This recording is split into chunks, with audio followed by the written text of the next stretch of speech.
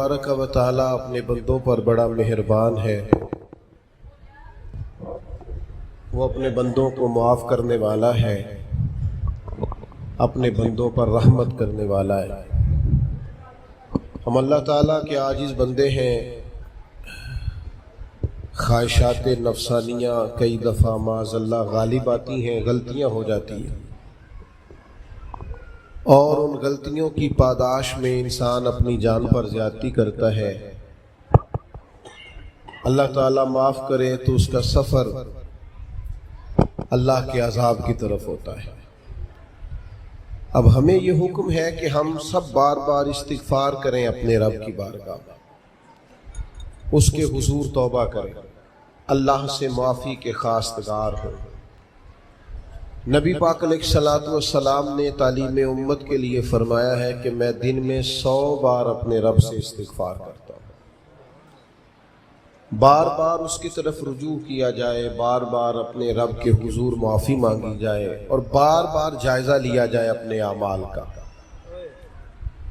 بار بار کوشش کی جائے کہ ہم اپنے آپ کو سنواریں، ہم اپنے آپ کو بدلیں، اپنے اندر تبدیلی لائیں، ہم ایسے اعمال کریں جس کی برکت سے اللہ تعالی ہمیں معاف فرمائے۔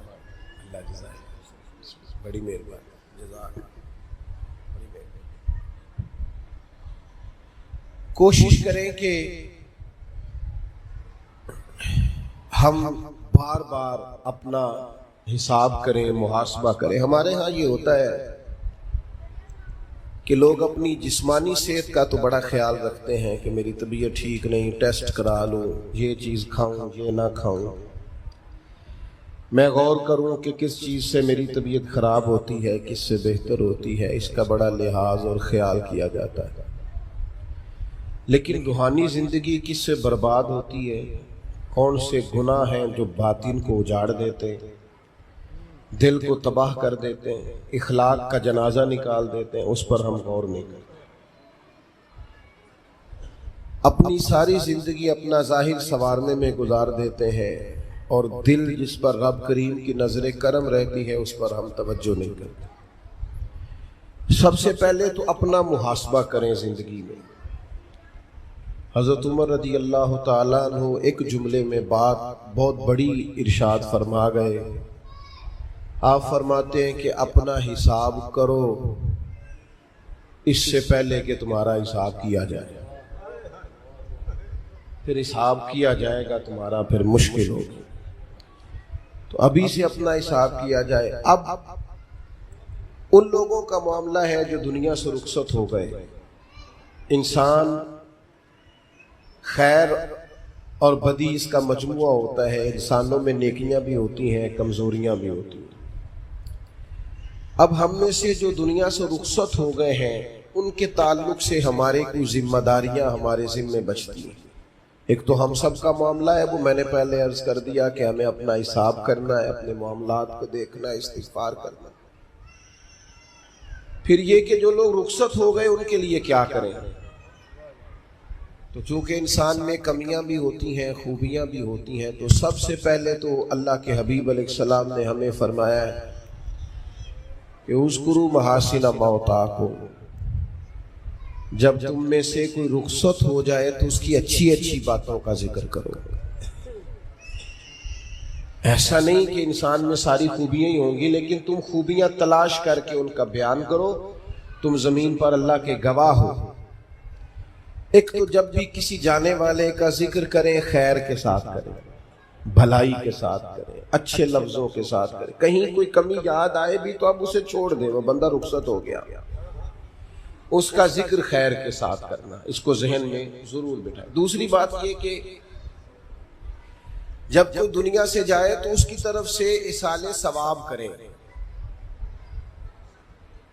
یعنی ایسے اعمال کریں جن کی وجہ سے اسے ثواب پہنچے۔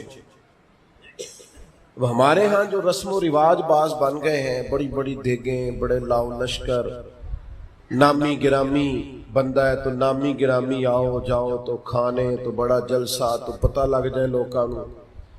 تو پہلے تو یہ یاد رکھو جس کام میں تھوڑی سی بھی ریاکاری ہو اس پر اللہ کی بارگاہ سے اجر کی امید کیسے رکھتے ہو؟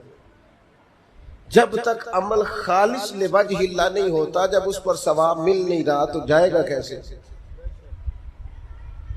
جتنا آپ عمل چھپا کے کریں گے، جتنا آپ عمل اللہ کی رضا کے لیے کریں گے، اتنا ثواب زیادہ ہوگا، جانے والے کو فائدہ زیادہ ہوگا۔ وہ میں ختموں پہ جاتا ہوں کئی دفعہ تو وہ کہتے ہیں اتنے لاکھ روپیہ مسجد کو دیا، اس کا بھی اعلان کر دیں، اتنے قرآن پاک پڑھے ہیں تو اس کا بھی اعلان کر دیں۔ کس کو بتا رہے ہو اعلان کر کے؟ اللہ کو تو پتہ ہے تم نے کیا پڑھا ہے، یہ پرچیاں پڑھ پڑھ کے کس بات کی سنا رہے ہو؟ کیا مطلب ہے اس کا؟ حضرت عبداللہ ابن مسعود رضی اللہ تعالیٰ عنہ فرماتے ہیں بعض ریاکار مر کے بھی ریاکاری نہیں چھوڑتے۔ حضور مر کے ریاکاری نہیں چھوڑتے، مرنے کے بعد کیسے ہوگی؟ فرماتے ہیں ان کی خواہش ہوتی ہے جنازے بڑے ہونے چاہیے، لوگوں کو پتہ لگ جائے فلانا گیا ہے، مرنے کے بعد بھی تو دکھاوا کر رہا ہے۔ حضرت ابو ذر غفاری رضی اللہ تعالیٰ عنہ کا جنازہ چند لوگوں نے پڑھا ہے، 4-5 لوگوں، اور حضور کے محبوب ترین صحابی ہے۔ بڑا جنازہ بھی بڑی بات ہے، اللہ تعالیٰ توفیق دے تو اچھے لوگوں کے بڑے جنازے، لیکن کسی کا جنازہ چھوٹا بھی ہو جائے تو مطلب یہ نہیں کہ بندہ ٹھیک نہیں تھا۔ بات کی سمجھ آ رہی ہے؟ تو میرے عزیز،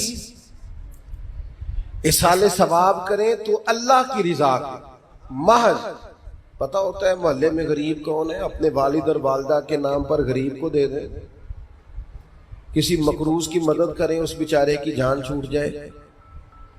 آپ کوئی گلی ٹھیک کرا دیں جہاں سے لوگوں کا گزرنا آسان ہو، آپ کچھ ایسا نظام کر دیں جس سے لوگوں کے لیے آسانیاں پیدا ہو جائیں، لیکن آپ محض وہی کام کریں گے جس سے دکھاوا ہوگا تو کیا امید کرتے ہیں اس پر اجر؟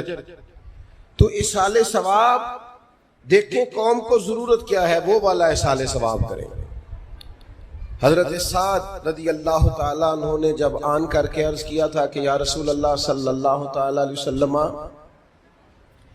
میری والدہ کا انتقال ہو گیا ہے تو میں ان کے لیے کیا کروں؟ تو محبوب نے فرمایا کہ فلاں جگہ پانی کی قلت ہے تو وہاں کنواں کھدوا دے۔ معنی کیا ہے کہ اس پانی پینے سے اللہ تبارک و تعالیٰ تیری ماں کو اس کا اجر عطا فرمائے۔ صدقہ تو جس چیز کی ضرورت ہے آپ وہ چیز کر کے دیں، اور ختم چپ کر کے بھی ہو جاتا ہے، گھر کے اندر بھی ہو جاتا ہے، اکیلے بھی ہو جاتا ہے، اس کے لیے لاکھوں کروڑوں لگانے کی کوئی ضرورت بھی نہیں۔ چوتھی بات، تیسری بات،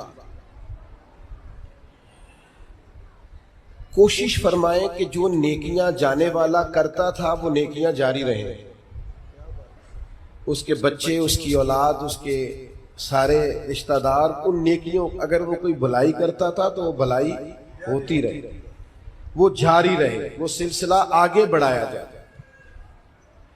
ہم یہ کرتے ہیں کہ ہم خیر کے کاموں کو جاری نہیں رکھتے، بلکہ والد کے جانے کے بعد تو بچے بڑے سیانے ہوتے ہیں، وہ کہتے ہیں ابا جی کو تو بس وہ فلانا غریب بھی لوٹ کے لے جاتا تھا، فلانا بھی اپنی مجبوری سنا کے، تو ہم تو سیانے ہیں۔ او خدا کے بندے، حضور علیہ السلام نے فرمایا تمہیں جو روزی دی جاتی ہے وہ تمہارے کمزوروں کی وجہ سے دی جاتی ہے، وہ جو ضعیف کمزور لوگ تمہارے دسترخوان سے کھا جاتے ہیں ان کے سبب سے اللہ تعالیٰ تمہیں عطا کرتا ہے۔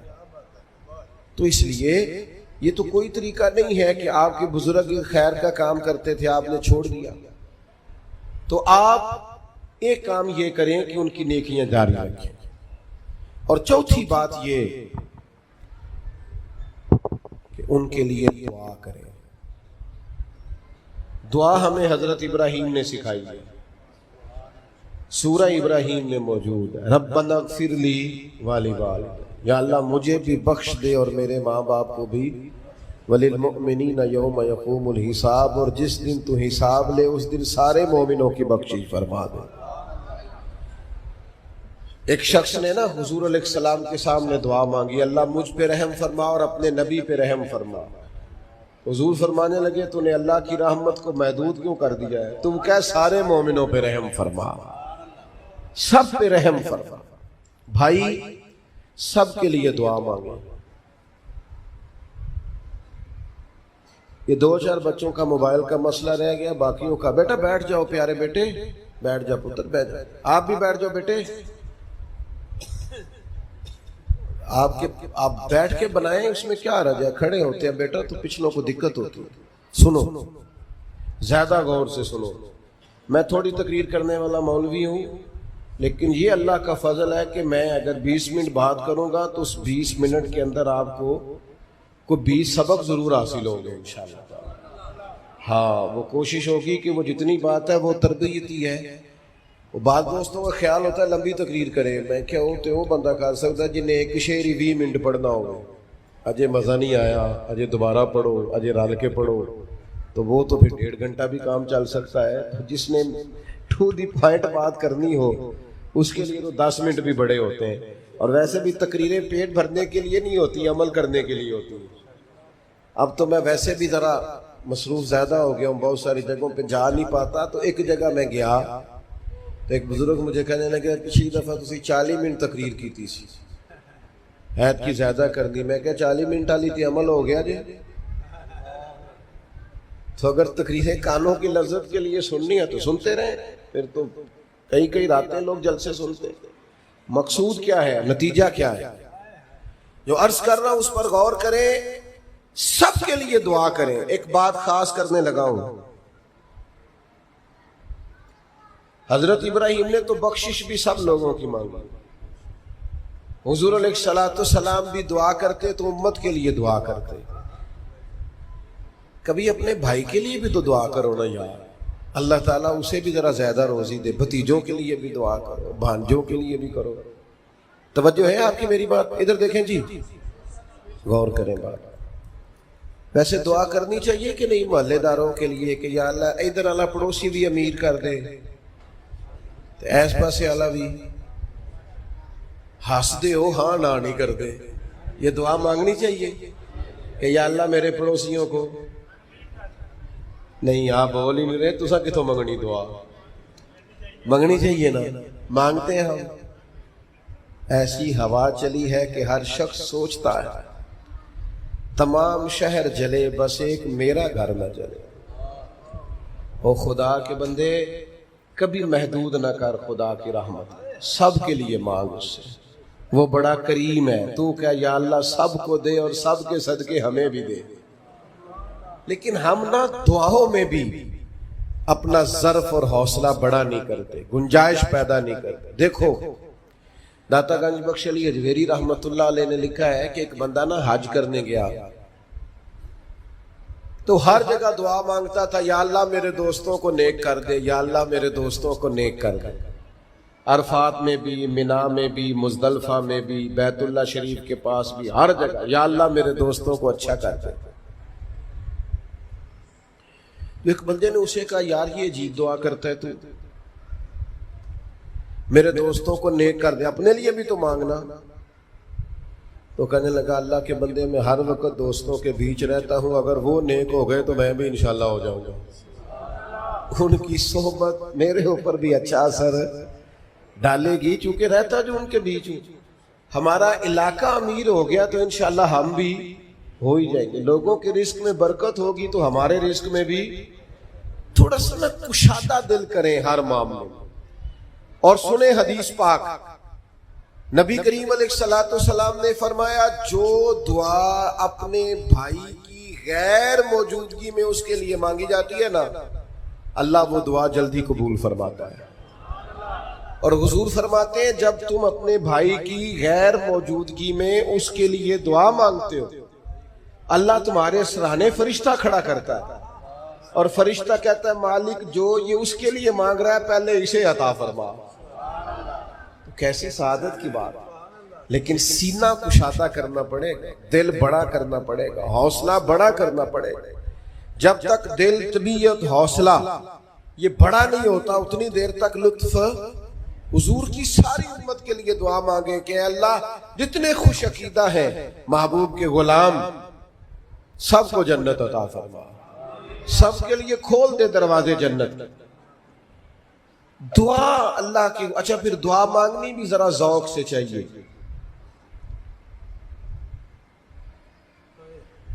کسی بندے نال ذاتی کام ہوئے، ذاتی کوئی لوڑ پہ جائے وہ کیویں کرائی دا بھلا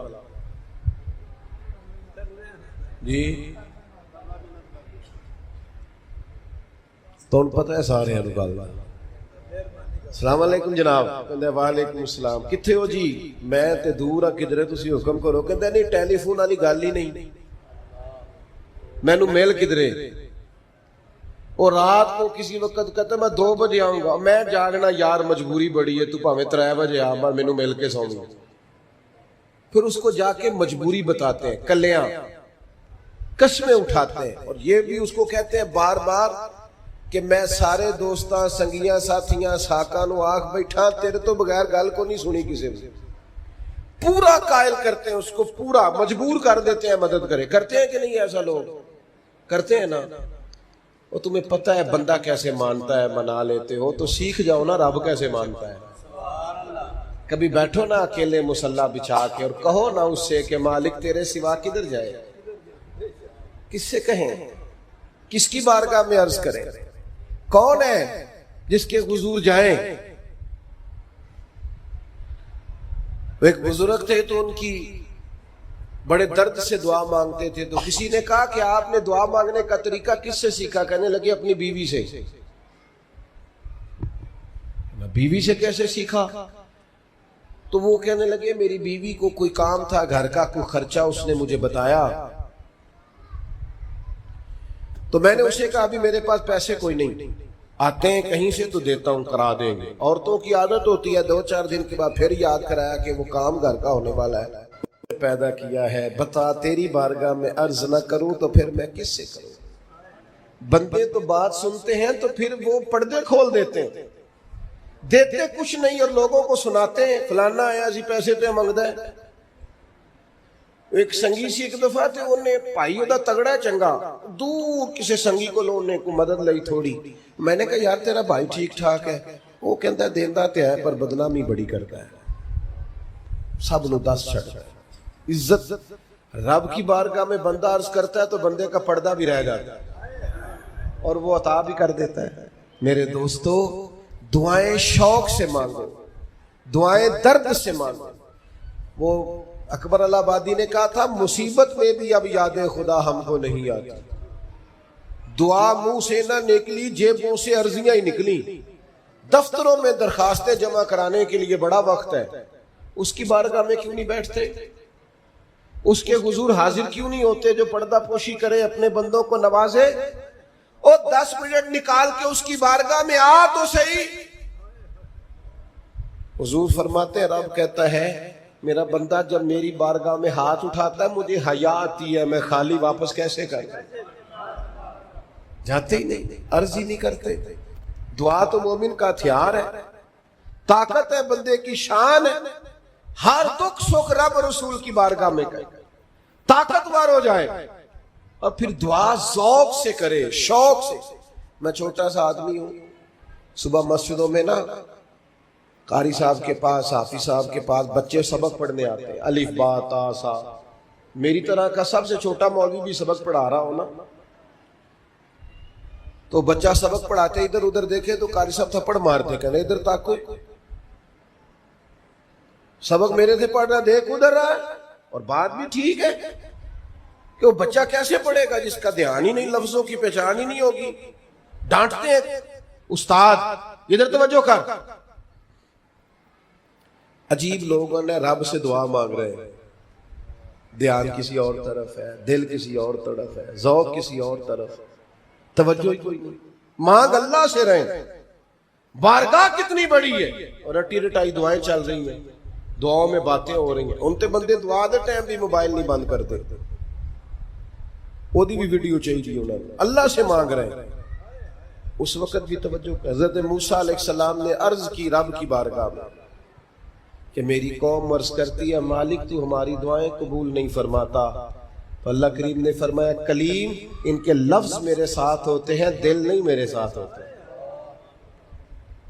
जुमले रटे रटाए बोलना, दिल पता नहीं कहां गर्दिश कर रहा है। बात जो दिल से निकलती है असर रखती, पर नहीं ताकत परवाज मगर रखती। अब जो हम जाने वालों के लिए दुआएं करेंगे गुजर उसमें तो हमें चाहिए आप पीर साहब से दुआ जरूर कराएं, अल्लामा साहब से जरूर दुआ कराएं। لیکن جس ذوق سے پتر نے دعا مانگنی ہے نا والد کے لیے، وہ دوسرا کوئی نہیں مانگ سکتا۔ جو بیٹی نے دعا مانگنی ہے نا درد سے، وہ دوسرا کوئی۔ آپ خود دعا مانگیں، خود ختم شریف پڑھیں، خود تلاوت کریں۔ اسی بڑے منفرد لوگ ہیں، ہمارا یہ طریقہ ہے کہ ہم نے رویہ اس طرح کا بنایا ہوا ہے کہ قرآن شریف بھی کوئی اور ہی پڑھے گا ہمارے ابا جی کے لیے۔ او بھئی آپ بھی تو کوئی 2 پارے پڑھے نا اپنے والد کے لیے۔ او میں اینے قرآن پاک پڑھائے نے، تو آپ کنے پڑھے نے بھائی؟ ایک بھی نہیں، وہ سارے مدرسے کے بچے۔ اور پھر آپ نے ناراض نہیں ہونا میری بات سے، قرآن پاک کے بارے میں نبی پاک علیہ السلام نے فرمایا جب تک دل جمے پڑھو، اور جب دل نہ جمے طبیعت تھکے تو چھوڑ دو۔ تے جڑا اسی بالا نو بلانے ہیں مدرسے تو کہنے ہیں پورا قرآن پڑھ کے ہی اٹھنا جی، او دا کی مطلب ہے؟ ان کا دل کرے تو آدھا سپارہ پڑھیں، دل کرے تو 1 رکوع پڑھیں۔ آپ نے تو پابند کر دیا ہے۔ کس بنیاد پہ پابند کیا آپ نے؟ آپ خود پڑھیں۔ اور پھر علماء نے لکھا ہے بچہ نیت کر لے والد کے لیے پڑھ رہا ہوں، کہنے کی بھی ضرورت نہیں، اللہ ثواب عطا کر دے گا۔ خود 1 سپارہ نہیں۔ اور بیٹا بیٹی بھائی سنے میری بات، اللہ آپ کو سلامت رکھے، میری بات سنے۔ اب ہم نے کرنا کیا ہے؟ اب کرنا یہ ہے کہ ہم نے خوب دعا کرنی ہے۔ آج بھی جن کے ختم کے لیے ہم آئے ہیں نا، ہمارا دل پورا لگ جائے، اس طرح بندہ رب کو مناتا ہے نا۔ یہ ضروری نہیں کہ یہاں سے اسپیکر سے یہ دعا ہوگی وہی دعا ہے، آپ اپنے دل میں 2 جملے کہہ دیں اس کے لیے کہ یا اللہ تو مہربان ہے۔ دیکھو لمبا نہیں یاد رکھتے لوگ، جو قبروں میں پڑے رہ گئے، آہستہ آہستہ بندے بھولنے لگتے ہیں۔ جب کسی کا انتقال ہوتا ہے لوگ روز قبرستان جاتے ہیں، پھر تھوڑے دنوں کے بعد یہ رکیے، فرمایا قبر والا ماں، میرا باپ، میری اولاد میرے لیے دعا کرے، میرے اپنے میرے لیے دعا کرے، وہ تو انتظار کر رہا۔ دوستو اپنے جانے والوں کا بہترین تحفہ ان کے لیے دعا کرو۔ میری والدہ میرے والد چلے گئے، کوئی مجھ سے پوچھے نا ان کے لیے کیسے دعا کر تو میں کہتا ہوں میری سانسیں بھی دعا کرتی ہیں، میری دھڑکنیں بھی دعا کرتی ہیں۔ ایک دن نہیں، ایک دن میں کئی دفعہ جب بھی خیال آتا ہے ان کے، قرآن مجید نے خود توجہ دلائی وَقُلْ رَبِّ ارْحَمْهُمَا كَمَا رَبَّيَانِي صَغِيرًا۔ اللہ کہتا ہے کہو اے اللہ ان دونوں پہ رحم فرما، جب میں چھوٹا تھا تو میری انہوں نے پرورش کی تھی۔ رب نے دعا سکھائی۔ بھائیو صرف مسلمان کا آج موبائل بھی آباد ہے، فوٹو بھی آباد ہے، اور دسترخوان بھی آباد ہے، اور ہوٹل بھی آباد ہے۔ جس چیز کو آباد نہیں کرتے وہ مسلح ہے۔ مسلح کمزور ہے، مسلح طاقتور ہونا چاہیے۔ وہ بندہ طاقتور ہے جسے اللہ سے جڑنا آتا ہے، دعائیں مانگنی آتی ہیں، التجائیں کرنی آتی ہیں، خوب دعائیں مانگیں، خوب اس کی بارگاہ میں حاضری دیں۔ آخری بات آپ سب کے لیے میری یہ ہے کہ ہم سب نے دنیا کو چھوڑ کے جانا ہے۔ ہم دنیا میں اچھے عمل کرنے آئے ہیں۔ جڑا بچہ اتھوں پردیس گیا ہے نا، ابا جی نے پلاٹ ویچیا ہے تھے، اماں نے زیور ویچیا ہے، وہ باہر کام نہ کرے تو جڑے اتھوں کو بندہ جائے کہندے یار تو کڈا بے وقوف ہے، تیری ماں پیو نے جڑے کام کر لیا تو وہ کردا ہی نہیں، پہلا پھرنا ہے۔ اور پھر میں نے سیانے لوگ دیکھے ہیں سعودی عرب میں 40 سال گزارتے ہیں پر وہاں گھر نہیں بناتے، دبئی میں، یورپ میں 40 سال گزارے، گھر نہیں کوئی، بلکہ جو کمبل خریدا تھا نا جاتے وقت واپسی تک وہی کمبل ہے۔ کیوں؟ کہ وہ سمجھتے ہیں گھر تو پاکستان میں۔ پردیس کے لیے محنت، یہاں گھر بنانے کا مقصد کوئی نہیں۔ اور میرے دوستو نبی پاک نے ہمیں فرمایا دنیا میں اس طرح رہنا جس طرح مسافر رہتے ہیں۔ گھر تو تمہارا جنت میں، اصل ٹھکانہ تو آخرت کا ہے۔ لیکن ہم ساری تباہی اتار رہے ہیں، یہاں فارغ پھر رہے ہیں۔ آپ نے ناراض نہیں ہونا، ڈھیر سارے بندے بے نمازی ہیں اور بلا وجہ بے نمازی ہیں، کوئی وجہ نہیں۔ جو بندہ کہتا ہے نماز کے لیے ٹائم نہیں ملتا، جھوٹ بولتا ہے، کیونکہ رب کہتا ہے لا یکلف اللہ نفسا الا وسعها، جو بوجھ کوئی اٹھا نہ سکے میں ڈالتا ہی نہیں۔ تو ہم نماز پڑھ سکتے تھے تو اللہ نے فرض کی ہے، ٹھنڈے اے سی لگ گئے، اب فجر میں آنکھ ہی نہیں کھلتی۔ او خدا کے بندو، اس وقت سے ڈرو جب اے سی بھی ہو، کمرہ بھی ہو، پر نیند ہی نہ آئے۔ آج نیند ضرور کرو پر غافل و مالی نہ کرو۔ فجر کی نماز بر وقت، آج کل ہی تو موقع ہے فجر پڑھنے کا جب رات چھوٹی، اب بھی تو مزہ آتا ہے، بندہ تھوڑی قربانی دے کے اٹھتا ہے، یہی تو ٹائم ہے کہ آپ وقت پہ آئیں۔ اور یہ ذمہ داری ہے گھر کے بزرگوں کی کہ وہ جس طرح ناراض ہوتے ہیں نا میری روٹی کیوں نہیں ٹائم نہ پکی، انہیں ناراض ہونا چاہیے کہ تم نے نماز کیوں نہیں پڑھی، لیکن وہ ذات کے لیے ناراض ہوتے ہیں، دین کے لیے ناراض ہی نہیں ہوتے۔ اس پر ضرور توجہ کریں، بالخصوص اپنی نماز کا خیال۔ اور نوجوانوں سے کہوں گا، جو بندہ جوانی میں نمازی نہیں نہ ہوتا، بڑھاپے میں اس کے لیے عادت ڈالنا مشکل ہوتا ہے۔ ابھی سے نمازی ہو جاؤ، بڑا مزہ آئے گا، زندگی مینج ہو جائے گی۔ ہم تو بھائی ٹائم کے اتنے پابند ہی نہیں رہے، ساڈا تے ٹائم ہی ہے، زور تو پہلا زور تو بعد، عصر تو پہلا تے عصر تو، ہر چیز نماز کے ساتھ سیٹ ہے۔ بڑا مزہ آئے گا اگر اس کے ساتھ آپ کی زندگی ساری ترتیب پا جائے۔ دعا کرتا ہوں اللہ ہماری حاضری قبول فرمائے۔